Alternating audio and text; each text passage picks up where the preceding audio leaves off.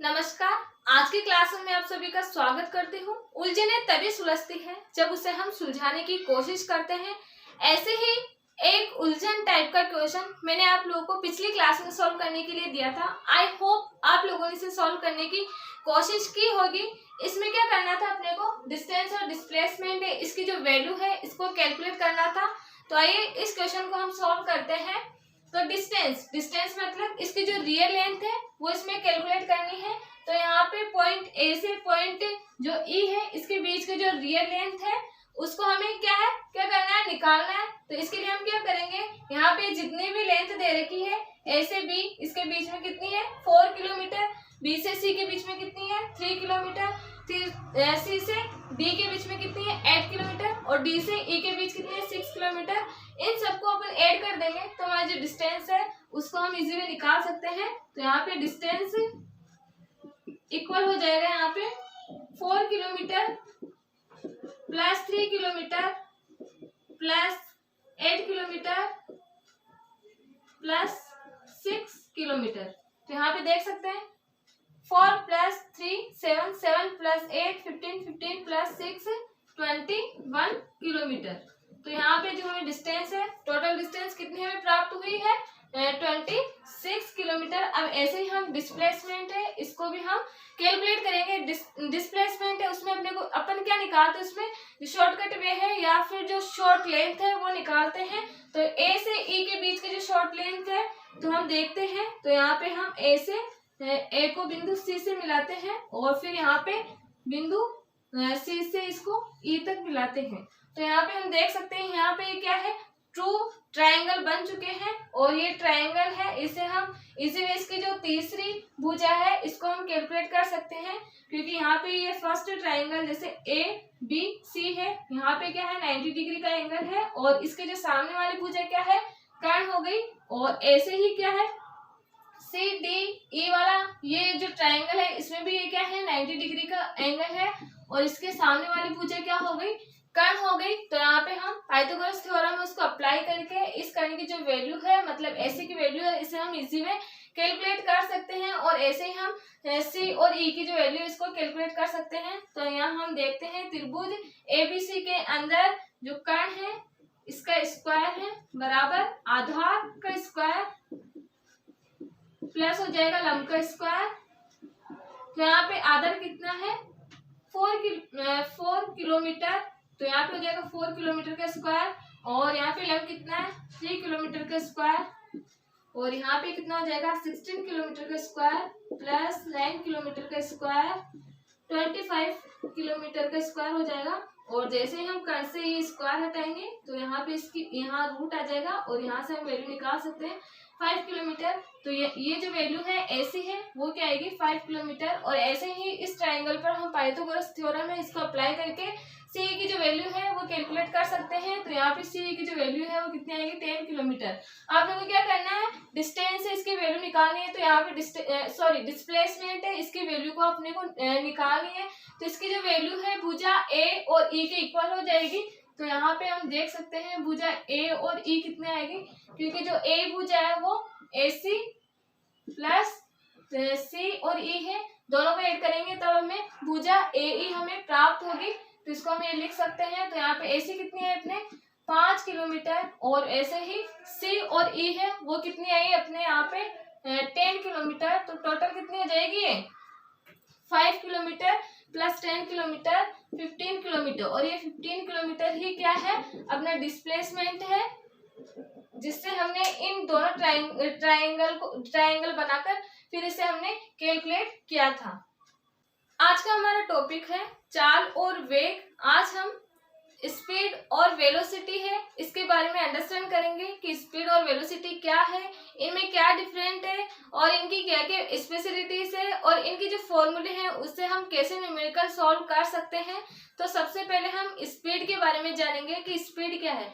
आप लोगों ने कहा होगा, सुना होगा या फिर देखा होगा कि बस है 60 किलोमीटर पर हवर की रफ्तार से दौड़ रही है, या कोई ट्रक है वो 40 किलोमीटर पर हवर की रफ्तार से आ रहा है, या फिर आप लोगों ने आपके फ्रेंड को कहा होगा कि आज मैंने 80 किलोमीटर पर आवर की रफ्तार से गाड़ी चलाई है। तो ये सभी क्या है, इसे हम नॉर्मली लैंग्वेज में स्पीड के नाम से जानते हैं। तो हम स्पीड को डिफाइन कर सकते हैं किसी गतिशील वाहन द्वारा प्रति सेकेंड में उसके द्वारा जो डिस्टेंस है कवर की जाती है, वही क्या है, उसकी स्पीड है। तो स्पीड है, इसको हम एक फॉर्मूले के थ्रू इसको एक फॉर्मूले से हम शो कर सकते हैं। स्पीड इक्वल हो जाएगी डिस्टेंस अपॉन टाइम, जिसे हम कह सकते हैं चाल बराबर दूरी बटा समय। अब यहाँ पर हम ऐसा यूनिट है, ऐसा यूनिट निकालेंगे। इससे पहले यह समझते हैं कि ऐसा यूनिट क्या है। ऐसा यूनिट है वो अंकीय सिस्टम है, इसका एक विस्तार रूप है जो कि International Bureau of Weights and Measurement नाम की कोई कमेटी है, इसके द्वारा इसको स्थापित किया गया था। इसमें 7 बेसिक फिजिकल क्वांटिटीज है और उसकी जो ऐसा यूनिट है उसको भी इसके साथ में दिया था, जिससे हम देख सकते हैं। फर्स्ट है द्रव्यमान। द्रव्यमान की ऐसा यूनिट क्या होगी, किलोग्राम। ऐसे ही हम देख सकते हैं समय की हो जाएगी सेकेंड। लंबाई क्या हो जाएगी यहाँ पे मीटर। ताप की हो जाएगी केल्विन। विद्युत धारा की हो जाएगी एम्पियर। पदार्थ की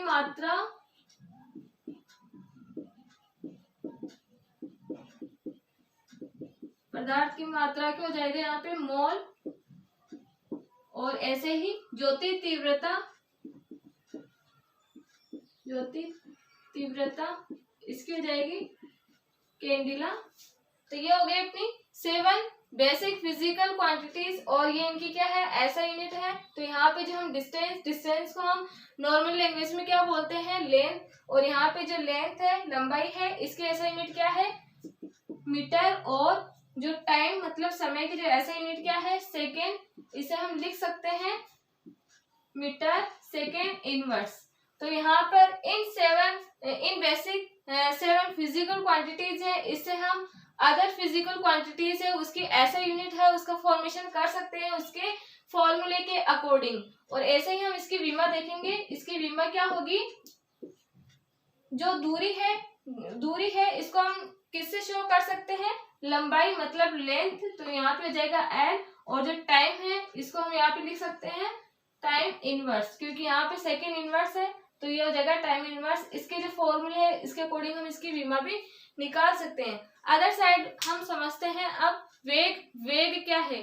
तो वेग और जो चाल है, स्पीड है, इसमें ज्यादा डिफरेंट नहीं है, ओनली फॉर डायरेक्शन का डिफरेंट है। क्योंकि वेग वेलोसिटी वो क्या है, हम पहले ही पढ़ चुके हैं, ये एक वेक्टर क्वांटिटीज है, सदिश राशि है। और इसमें इसको रिप्रेजेंट करने के लिए इसकी जो वैल्यू है, इसके साथ साथ किसकी जरूरत होती है, डायरेक्शन की भी जरूरत होती है।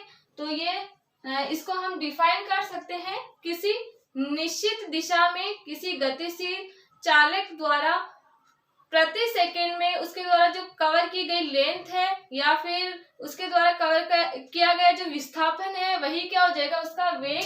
तो इसको भी हम एक फॉर्मूले के थ्रू शो कर सकते हैं। वेग बराबर हो जाएगा विस्थापन अपॉन समय, या फिर हम इसे बोल सकते हैं velocity equal displacement upon time. और इसकी जो ऐसा यूनिट है वो भी स्पीड की सेम होगी, क्योंकि यहाँ पे दूरी की जगह क्या है, विस्थापन। दूरी और विस्थापन इसको हम लेंथ से ही शो करते हैं। बस ये है कि दूरी है उसके अंदर क्या आएगी, रियल लेंथ, और जबकि विस्थापन इसमें क्या आता है, इसमें शॉर्टकट लेंथ। इसलिए अब इसकी ऐसा यूनिट हो जाएगी मीटर सेकेंड इनवर्स, और उसकी जो विमा है वो भी स्पीड के सेम ही होगी, एल टी इनवर्स।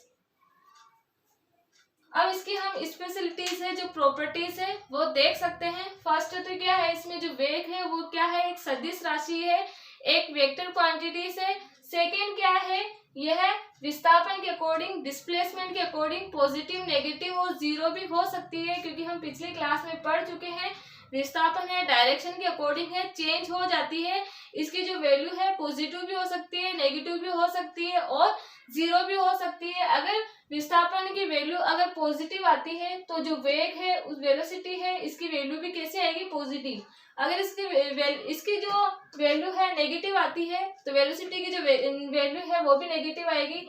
अगर हम विस्थापन की जगह 0 रख देते हैं तो यहाँ पे जो वेग है उसकी जो वैल्यू है वो भी 0 आ जाएगी। चाल और वेग में एक डिफरेंट है, इसे हम एक एग्जाम्पल के थ्रू इसे हम और देख सकते हैं। मान लीजिए कोई गतिशील वाहन है, वो बिंदु ए से चलना स्टार्ट करता है और जिसकी स्पीड कितनी है 40 किलोमीटर पर आवर। हम यहाँ देखते हैं कि इस सर्कल के प्रत्येक बिंदु पे स्पीड है उसकी वैल्यू क्या होगी, इक्वल होगी। अगर इसी सर्कल पे अगर हम जो वेलोसिटी है इसकी वैल्यू को देखते हैं तो इसके प्रत्येक बिंदु पर वेलोसिटी इसकी वैल्यू अलग अलग होगी। ये अलग अलग क्यों होती है, क्योंकि हम पढ़ चुके हैं वेलोसिटी है वो किस पे डिपेंड करती है, डायरेक्शन पर डिपेंड करती है। और हम मानते हैं कि इस ये गतिशील वस्तु है या फिर जो वाहन है वो यहाँ से चलना स्टार्ट करता है और ये किस दिशा में जाता है, पश्चिम की दिशा में जाता है। फिर ये टर्न करता है, फिर नीचे दक्षिण की दिशा में, फिर दक्षिण से वापस ये पूर्व की दिशा में, पूर्व से वापस उत्तर की दिशा में जाता है। तो जैसे जैसे इसकी डायरेक्शन है चेंज होगी वैसे वैसे जो इसकी वैल्यू है वो भी चेंज होती है। अब इसको हम एक दूसरे एग्जाम्पल के थ्रू इसे हम और देख सकते हैं। मान लीजिए कोई गतिशील वाहन है, वो 2 आवर के अंदर 54 किलोमीटर की डिस्टेंस कवर करता है। तो उसमें अपने को क्या निकालना है, इसकी स्पीड है उसको निकालना है। तो टाइम कितना था 2 आवर और जो इसकी डिस्टेंस कितनी थी 44 किलोमीटर। और यहाँ पे अपने को क्या कैलकुलेट करना है, स्पीड। तो हमने फॉर्मूला पढ़ ही लिया है, तो यहाँ पे स्पीड इसका फॉर्मूला लगा देंगे, speed equal distance upon time. तो यहाँ पे डिस्टेंस कितनी है 54 किलोमीटर, टाइम कितना है 2 आवर।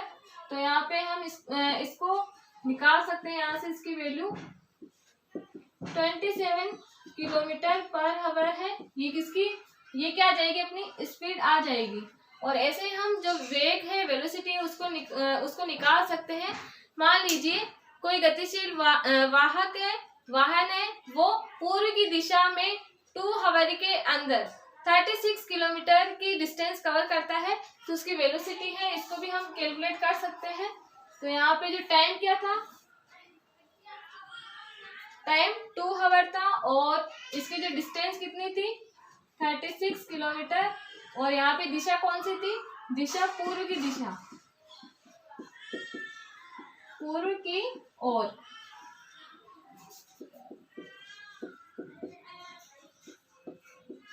पूर्व की ओर। तो वेलोसिटी को हम निकाल सकते हैं, वेलोसिटी इसे हम v से डिनोट करते हैं। और तो इसका फॉर्मूला क्या है, वेलोसिटी इक्वल हो जाएगा डिस्प्लेसमेंट है उसको हम ऐसे डिनोट करते हैं। और यहाँ पे ये टाइम।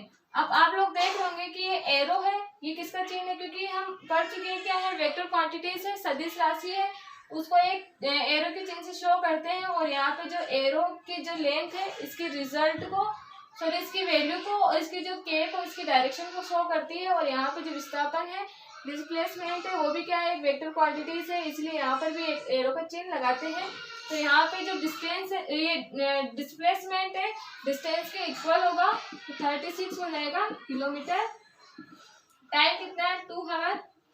तो इसको हम निकाल सकते हैं 18 किलोमीटर पर आवर पूर्व की ओर। क्योंकि यहाँ पे क्या है, इसकी जो वैल्यू के साथ साथ किसकी जरूरत होगी, इसमें दिशा की भी जरूरत होती है। अगर हम दिशा को शो नहीं करेंगे तो हमारा जो वेलोसिटी है, वेग है, वो रॉन्ग हो जाएगा। अब आप लोगों ने कई और एग्जाम्पल देखे होंगे जिसमें जो प्रारंभिक वेग, अंतिम वेग, ये आप लोगों ने देखा होगा कि हम ये जानेंगे अब कि प्रारंभिक वेग है कब शून्य होता है, अंतिम वेग है वो कब शून्य होता है। तो सबसे पहले हम जानते हैं प्रारंभिक वेग, जिसे हम u से डिनोट करते हैं, u, ये कब शून्य होता है। तो इसमें आप लोगों को एक ही बात ध्यान रखनी है, अगर कोई भी वाहन है अगर हमारी आंखों के सामने चलना स्टार्ट करता है, मतलब पहले वो विरामावस्था में है और उसके बाद में वो अपनी आंखों के सामने चलना स्टार्ट करता है, तो उस कंडीशन में क्या होगा, उस कंडीशन में जो प्रारंभिक वेग है वो 0 हो जाएगा। अगर क्वेश्चन में दिया जा सकता है, जैसे कोई रेलगाड़ी है, बस स्टैंड से विरामावस्था से चलना स्टार्ट करती है, तो उस कंडीशन में क्या हो जाएगा, उसका जो प्रारंभिक वेग है 0 हो जाएगा। या फिर विरामावस्था से राहुल अपनी साइकिल चलाना स्टार्ट करता है, तो इसमें भी क्या हो जाएगा, जो प्रारंभिक वेग है वो 0 हो जाएगा।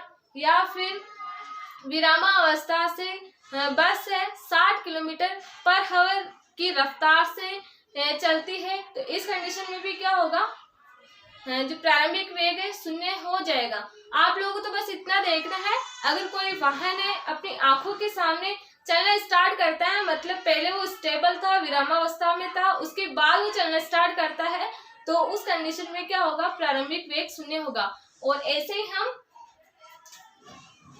अंतिम वेग है उसको देख सकते हैं कि अंतिम वेग कब 0 होगा।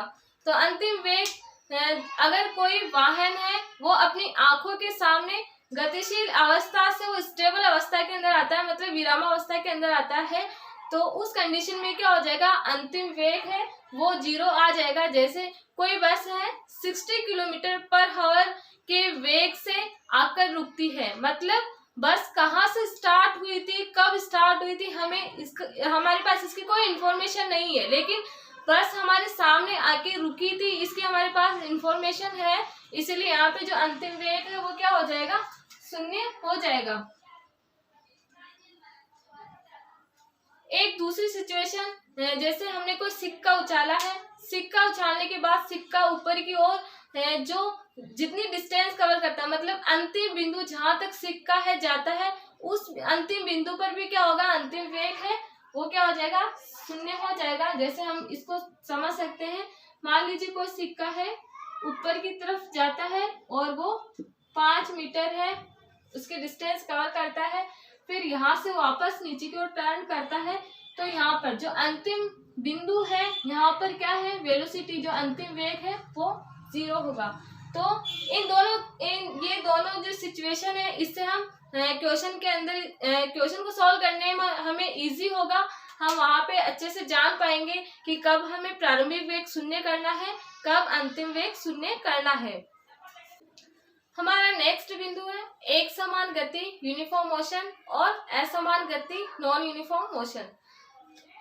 सबसे पहले हम समझेंगे यूनिफॉर्म मोशन है मतलब एक समान गति किसे कहते हैं। अगर कोई गतिशील वाहन समान समय अंतराल में समान दूरी समान डिस्टेंस कवर करता है तो उसकी जो मोशन कैसी होगी, यूनिफॉर्म मोशन होगी, मतलब एक समान मोशन होगी। तो हम इसे समझ सकते हैं कि कोई वाहन 2 मिनट के अंदर 5 किलोमीटर की डिस्टेंस कवर करता है, ऐसे ही आगे के 2 मिनट के अंदर, जिसे हम बोल सकते हैं 4 मिनट के अंदर वो 10 किलोमीटर की डिस्टेंस कवर करता है, 6 मिनट के अंदर 15 किलोमीटर की डिस्टेंस कवर करता है, 8 मिनट के अंदर 20 किलोमीटर डिस्टेंस कवर करता है। तो हम यहाँ पे देख सकते हैं इसका जो डिफरेंट है वो कितना है, यहाँ पे डिफरेंट 2 मिनट और यहाँ पे 2 मिनट, और इधर हम देख सकते हैं जो यहाँ पे डिस्टेंस है कितनी है, 5 किलोमीटर 5 किलोमीटर 5 किलोमीटर। इसका मतलब यह है कि उसने फर्स्ट 2 मिनट के अंदर 5 किलोमीटर की डिस्टेंस कवर की, फिर अगले 2 मिनट के अंदर उसने 5 किलोमीटर की डिस्टेंस कवर की। जब इस 5 किलोमीटर को इसके अंदर ऐड करेंगे तो कितना आएगा, 10 किलोमीटर। ऐसे ही अगले उसने 2 मिनट के अंदर, मतलब 4 तो पहले 2 को इसमें ऐड किया तो 6, तो ऐसे ही उस 2 मिनट के अंदर वो कितनी डिस्टेंस कवर करेगा, 5 किलोमीटर। तो ये 5 किलोमीटर को इसमें ऐड करेंगे तो 15, और ऐसे ही नेक्स्ट 2 मिनट के अंदर वो 5 किलोमीटर की डिस्टेंस कवर करता है, तो यहाँ पे टोटल कितना हो जाएगा, 20 किलोमीटर। इसे हम एक जो ग्राफ है इसके थ्रू भी हम इसे समझ सकते हैं।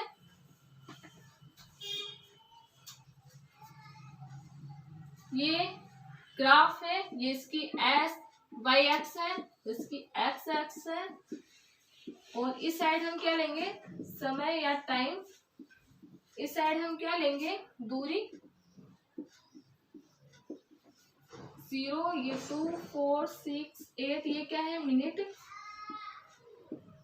और यहाँ पे हम लेंगे 5, 10, 15, 20, और ये किसके अंदर है, किलोमीटर में है ये। ओके, ये किलोमीटर में है। तो यहाँ पे हम देख सकते हैं उसने 2 मिनट के अंदर 5 किलोमीटर की डिस्टेंस कवर की है, और 10 किलोमीटर की डिस्टेंस उसने फिर अगले 2 मिनट में मतलब 4 मिनट पर उसने कवर की है, और अगले 6 मिनट में उसने 15 किलोमीटर की डिस्टेंस कवर की है। फिर अगले 8 मिनट के अंदर उसने कितनी कवर की है, 20 किलोमीटर की डिस्टेंस कवर की है। और यहाँ से अगर हम ये एक लाइन खींचते हैं तो हमें एक स्ट्रेट लाइन है वो प्राप्त होती है, और ये स्ट्रेट लाइन है वो किसे शो करती है, एक समान वेग को शो करती है। क्योंकि यहाँ पे जैसे जैसे टाइम बढ़ रहा है, मतलब 2 मिनट बढ़ रहा है, तो यहाँ पे जो डिस्टेंस है वो भी कितनी बढ़ रही है, यहाँ पे 5 किलोमीटर बढ़ रही है। लेकिन बहुत ही रेयर केस में ऐसा होता है जब कोई वाहन है वो एक समान दूरी तय करता है, क्योंकि डेली लाइफ में कुछ ना कुछ ऐसे इंसिडेंट होते रहते हैं जिससे कि वाहन है वो कभी भी एक समान वेग में नहीं चल सकता है। तो इसीलिए डेली लाइफ में जितने भी वाहन चलते हैं वो असमान वेग में चलते हैं, मतलब समान समय अंतराल में वो समान डिस्टेंस है वो कवर नहीं करता है। इसको भी हम ग्राफ के थ्रू इजीली अंडरस्टैंड कर सकते हैं। वही 2, 4, 6, 8, ये क्या है, मिनट में है, मिनट में है ये टाइम, समय। और यहाँ पे वही 5, 10, 15, 20, ये किलोमीटर के अंदर है, ये क्या है, दूरी है।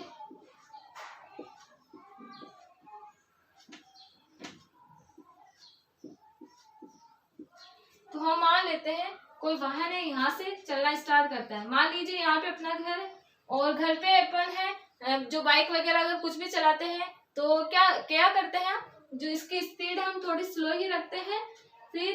फिर जैसे ही हम हमारे मोहल्ले को पार करते हैं तो हम सडनली अपनी स्पीड है उसको क्या करते हैं, बढ़ा देते हैं। तो ये बढ़ गई। और जैसे ही मान लो कि अगर कोई मार्केट वगैरह आ जाता है, वहां पे भीड़ भाड़ ज्यादा हो, तो फिर से हमने क्या की, हमारी स्पीड है उसको स्लो की।